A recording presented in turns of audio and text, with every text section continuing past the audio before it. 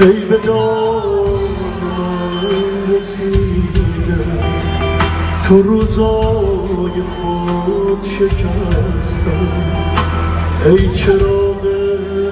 مهربونی تو شبای وحشت من، ای تبلور حقیقت توی لحظه های تغییر، تو شبو از من گرفت